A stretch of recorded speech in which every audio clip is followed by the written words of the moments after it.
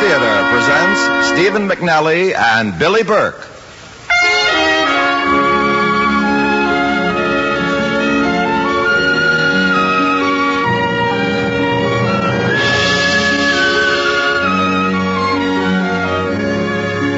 From Hollywood, the Mutual Network, in cooperation with Family Theater, presents The Fourth Act, starring Stephen McNally.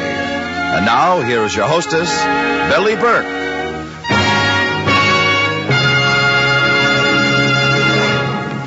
Thank you, Tony Lafrano. Family Theater's only purpose is to bring to everyone's attention a practice that must become as important part of our lives if we are to win peace for ourselves, peace for our families, and peace for the world.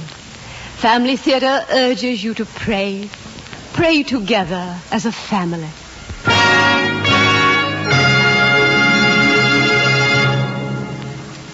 And now to our transcribed drama, The Fourth Act, starring Stephen McNally as Genesius.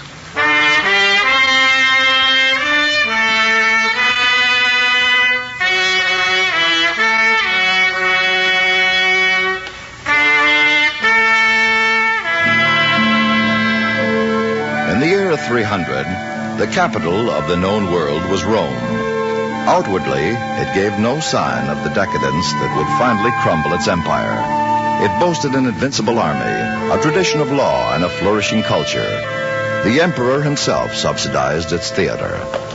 Never have I seen such a performance. I'm sorry, Genesius. You're sorry. That's not enough. You didn't even come till the play had begun. Then you do your part in a drunken stupor. And you say you're sorry.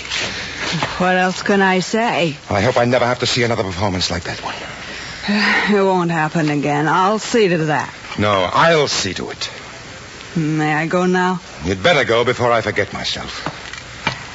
I really am sorry, Genesius. Oh, go home, sleep it off. And tomorrow night be sober.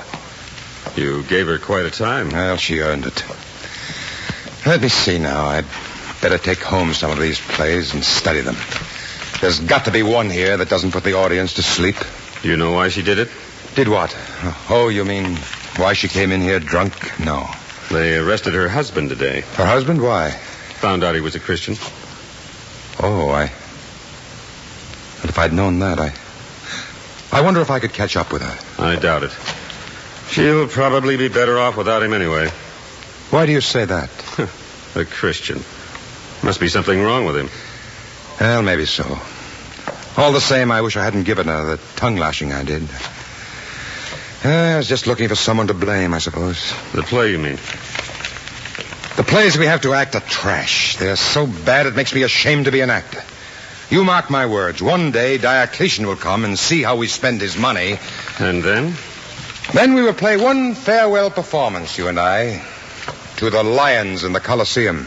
I've heard there's no room in the prisons for common criminals. Oh? They are filled to overflowing with these Christians. Are you nearly finished? Nearly. I don't see why you don't take all the scrolls with you. No, just the ones I want to study. I think this does it. I'll carry some. Thank you. You, go to the games, Calixtus? Only because it's expected of me, and my wife likes them. Why don't you join us the next time? Oh, no. You should, you know. A public figure like the great Genesius should be seen at the games. Christians or no, I have no wish to see citizens of Rome come to such an end. It's usually lions, isn't it? Usually. They've tried matching them against each other, and that was a complete failure. Then putting them up against armed gladiators.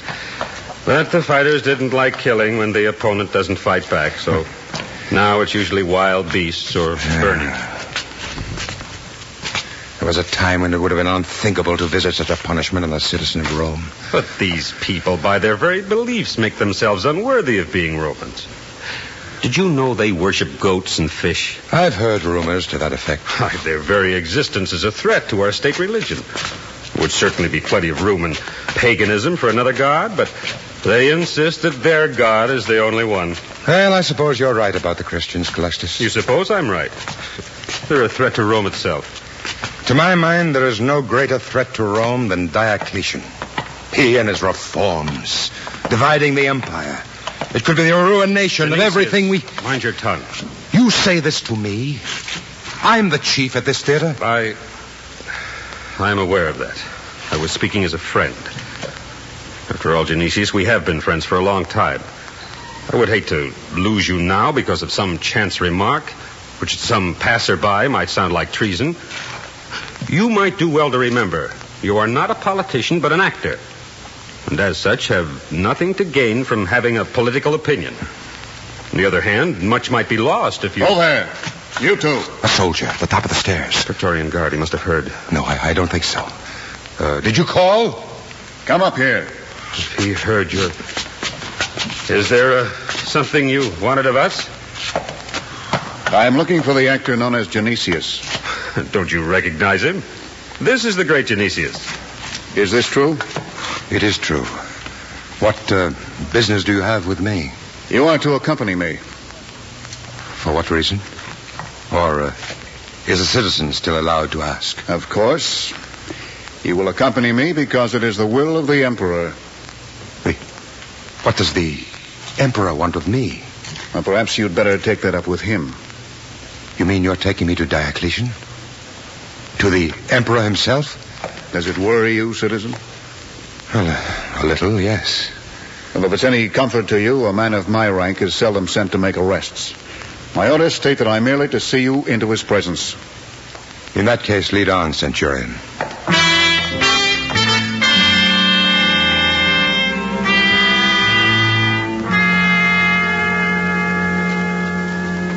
You appear somewhat ill at ease, Genesius.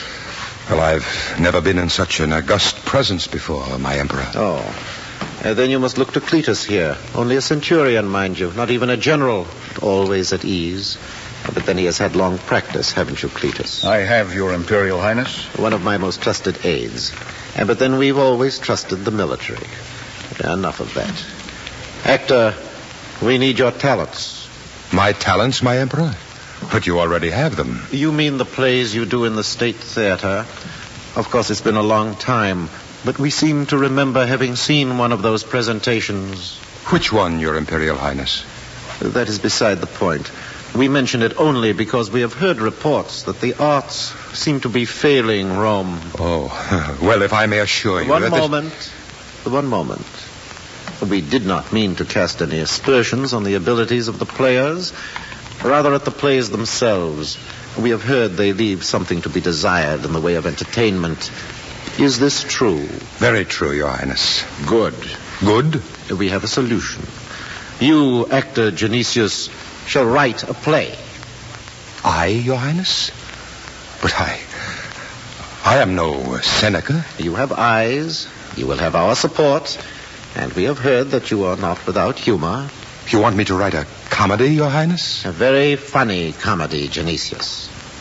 Tell us, what thoughts do you entertain about the Christians? About the Christians? No, come. Surely you have some thoughts on the subject.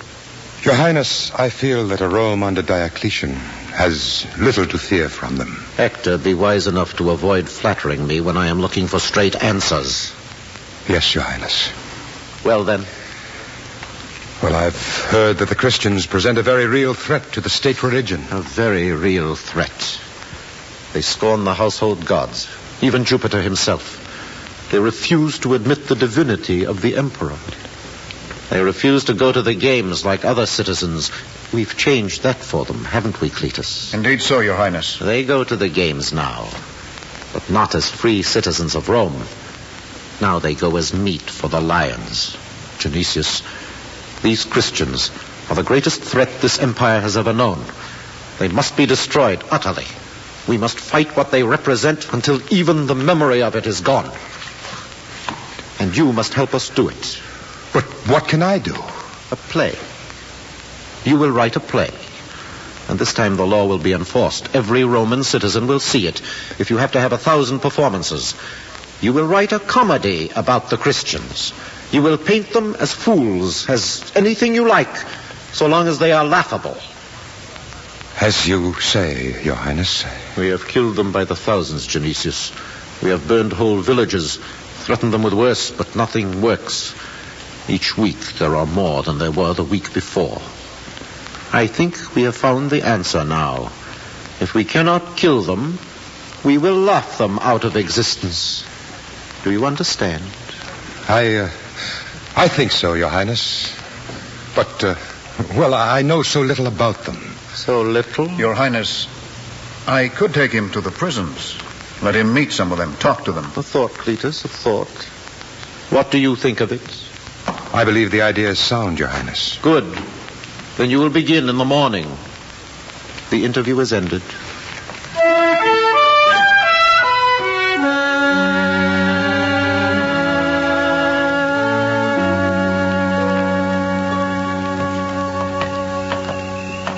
These are your quarters? They are. I would think it belonged to a senator, at least. The state is not unkind to its artists. So tomorrow we go to the prisons. To the cells at the arena. That's where they keep most of the priests. And the people from influential families. From influential families? Are there many? More than you might think. That's why they're kept at the arena. The Emperor hopes that the sight of others dying might make those of influence change their minds. Do they? Some have. Not many. There must be more to this Christianity than meets the eye. There is. You'll find out during the coming days. Well, good night. Wait. Yes? Earlier, when you came to conduct me to the Emperor... You mean when you were talking to your friend on the stair? Then you did hear. I knew when you made the excuse for me before Diocletian. Tell me, why didn't you tell him what I said? My reason for that is private. Well, whatever it is, thank you. Don't thank me either. The reason was also selfish. I'll probably tell you about it sometime. Until tomorrow, Actor. Until tomorrow. Oh, one other thing. Yes? From now on, it might be wise if you follow the advice your friend gave you. About political opinions? No. About minding your tongue.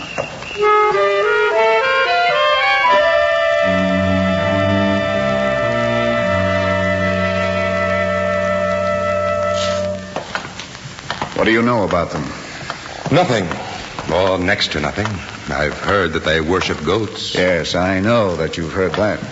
And I've heard that they sing on their way into the arena. Well, that happened only once in my memory. Sometimes they cry. Sometimes they scream.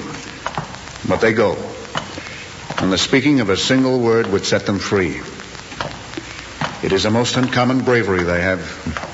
Here, down these steps. But why? What can this religion be to be great enough to give up everything for? To face these lions for? You'll have to ask them. And after you've heard the answer, maybe you'll understand. If you have the gift these people call faith. I heard that all the cells of the arena were filled to overflowing. Yet this one is almost empty. A girl and an old man. These people the Emperor considers dangerous. Well, they haven't noticed us yet. Tell me about them.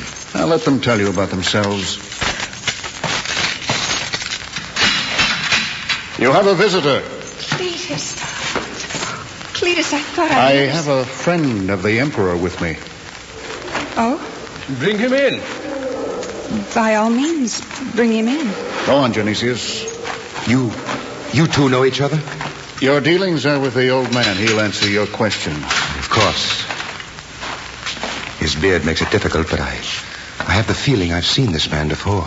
You have seen him many times before. He was one of Rome's greatest generals. Proclus Gaius? Can this be? It can, and it is. May I present my daughter, Claudia? We are honored, Claudia. Our visitor is none other than the great Genesius. Of the theater. I'm flattered that you should recognize me, General. But this must be some mistake, Cletus. Surely this man is no Christian? Oh, but I am. Perhaps now you can see why the Emperor considers him dangerous.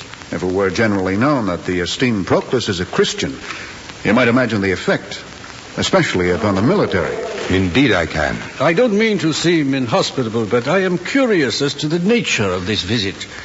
Well, I would learn something about this religion of yours. The Emperor sends you potential converts, Father?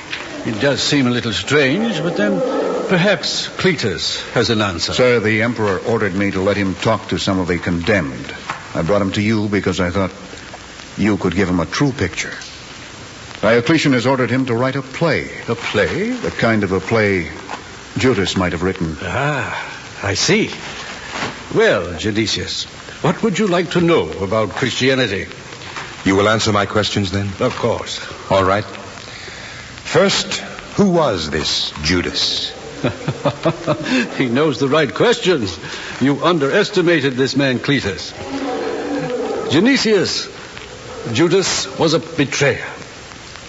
He it was who betrayed our Master, Jesus Christ, the man who sold him to be crucified. My next question. Is Cletus one of you? I am. Then now I know why you did not report my indiscretion to the Emperor. Now, if I report you, you can report me, an effective countermeasure. I am a soldier, and a soldier must have weapons. Do you intend to use this weapon to keep me from doing what the Emperor has ordered me to do? Cletus is in a valuable position. He has been able to warn many who would otherwise be dead. He would be a fool to jeopardize that position. And now, you have other questions, Genesius? General, I don't know enough about Christianity to ask questions. I've heard that you worship fish and goats. We worship fish and goats.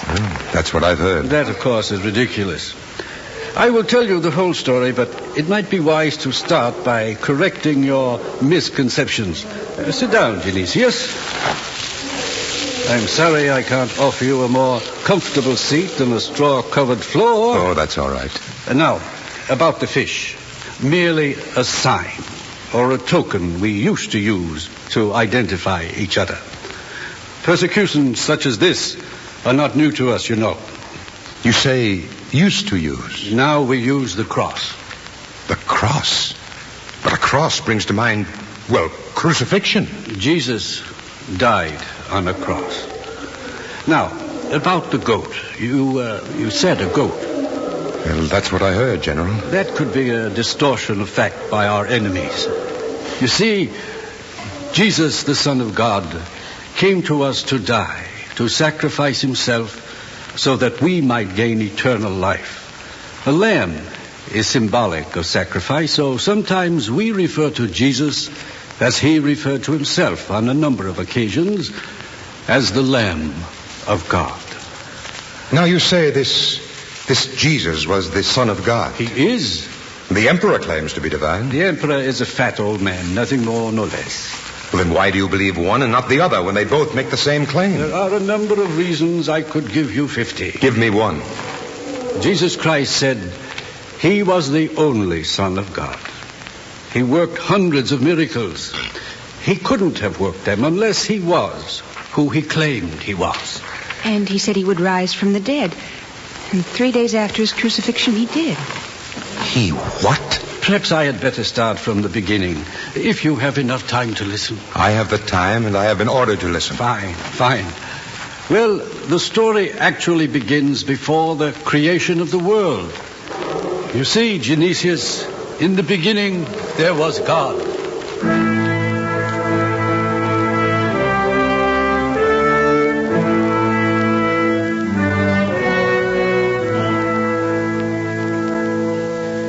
Well, Actor, how are things progressing? Quite well, Your Highness. I am making progress. We have it from Cletus that you spent all day, every day last week, talking to prisoners at the Colosseum. That's true, Your Highness. Trying to get the history of this cult. I am going again today. Today? It takes a great deal of information, Your Imperial Highness, to fill 5 acts. Get your information then, Genesius. But your play must be ready 1 month from today. 1 month, Your Highness? 1 month. And Genesius, it had better be very funny.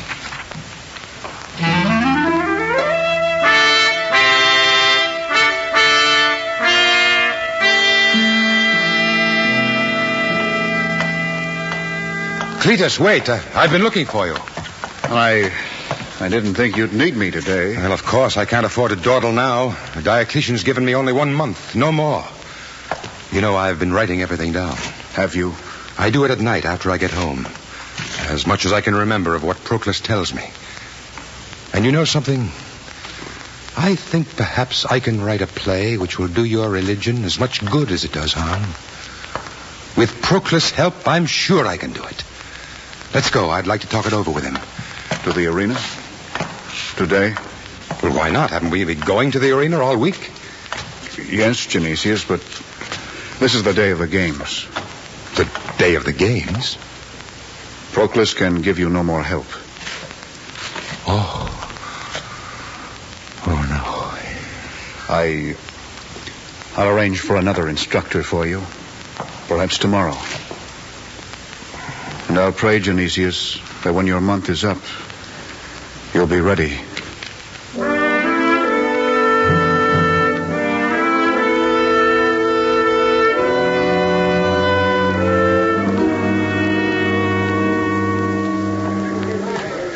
Any sign yet? Any sign? None that I can see. Oh, Genesius, I have never seen such an audience. The guard will come in first.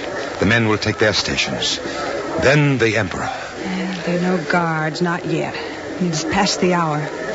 Wait, what's that? Where? There. The Praetorian Guard is coming in. Oh, yes. In a few moments, Diocletian will follow.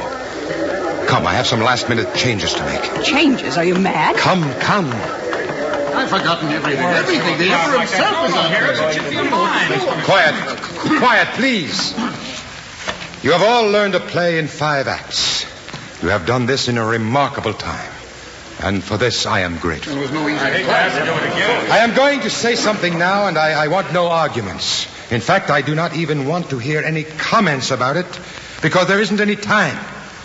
You will do only 3 of those acts. The final 2 have been so revised that I must do them myself. That's all I have to say. You may get back to your preparations. Genesius!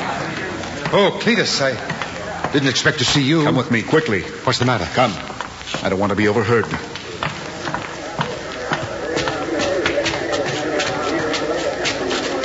What is it? You have an ambitious man in your company, a man named Calixtus? Why, yes. He was with me that night 6 weeks ago when you first took me to the emperor. Why? What have you planned for the last 2 acts of your play? Nothing that would harm what you believe in, Cletus. What I believe in? All right, what we believe in. Why do you ask? The man Calixtus claims to have a copy of what you intend to say in your last 2 acts. He says he has it in your own hand and that it is treasonous. How do you know this? He came to see the emperor. I'm having him detained, but I don't know how long I can keep him detained. Oh, I see. I'm a centurion in the guard, but I don't command it. What are you going to do? There is only one thing left for me to do. We'll begin now. Genesius is here. Tippa. Yes, Genesius. Some weeks ago, when they took your husband away, you drank too much and I scolded you. I'm sorry. I ask your forgiveness. You have it, Genesius. Thank you. I know they killed him because he was a Christian. If you are a Christian, too. If you are a Christian, too. Pray for me. Goodbye, Tippa. What a strange thing to say. Not really strange. He's going out onto the stage alone. What do you suppose he's going to do? I know what he's going to do. What?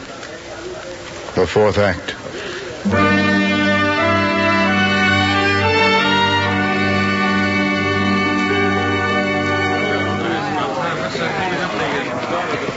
People of Rome. People of Rome. And Emperor of Rome. Many of you know me. For those who don't, my name is Genesius, and I'm an actor. You have been ordered here for your own good. I know this to be true. For some weeks ago, our gracious emperor, Diocletian, asked me to write a play that you might know the truth about the Christians. And he sent me out to study them so that I might know the truth. This is the result of my findings. These Christians are a peculiar lot. If you ask them, they will tell you that the state religion of Rome is false and that there is only one God. That his Son came to earth founded their religion, that he gave his life so that each man, woman, and child in this world might have a share in eternal life. Further, these Christians will tell you that this Son of God, who was himself God, said that he would rise again on the third day, that he was crucified and did rise again on the third day. Now some of our greatest men have listened to these sayings and have believed them. The trusted and beloved General Proclus, Marcus Antonius, former senators Marcellus, Cassius, and 20 others whose names are known to you. They believed, these followers of Jesus, and I'll tell you why. I can tell you better than they, for I am still alive. They believed because it was the truth. The things that Jesus taught are true. Stop him! Soldiers! Stop their hands! Stop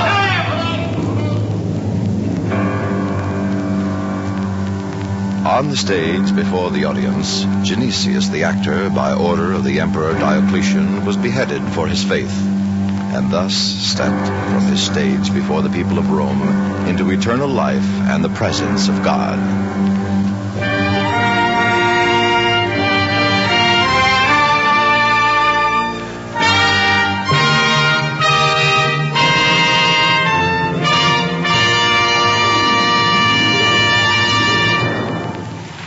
This is Billy Burke again. We of the theatre are extremely proud of our Genesius and of other figures like him, not all of whom indeed suffered martyrdom for their beliefs, as he did, but who have through the ages lived up to the splendid traditions of noble aspirations, of generosity, and in many more cases than the public may be aware of tender and devoted family life. Genesius was a hero and our inspiration. In our own more humble and much smaller way, we are privileged to follow in his footsteps. Genesius, the careless man, vain perhaps at first, yet who rose grandly to the occasion and played his part to the end. Genesius, the man of prayer, without which he would never have had the courage or the grace to defy imperial custom and unjust law to his death. And so, Family Theatre tonight reiterates its message that prayer is the mighty solvent, the true communication medium between God and man, and that the family that prays together stays together. More things are wrought by prayer than this world dreams of.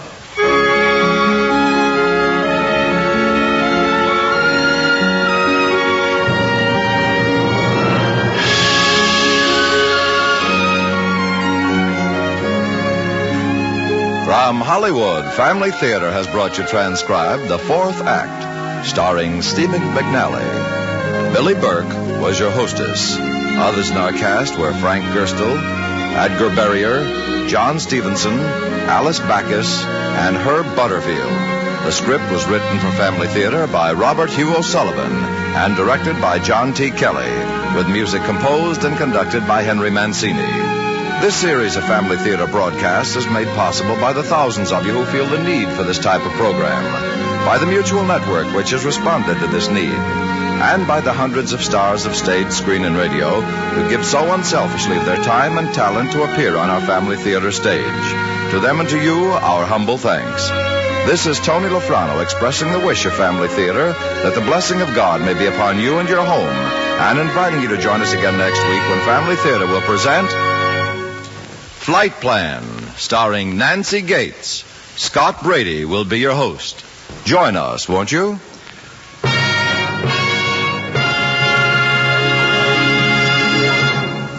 Family Theatre is broadcast throughout the world and originates in the Hollywood studios of the world's largest network. This is Mutual, the radio network for all America.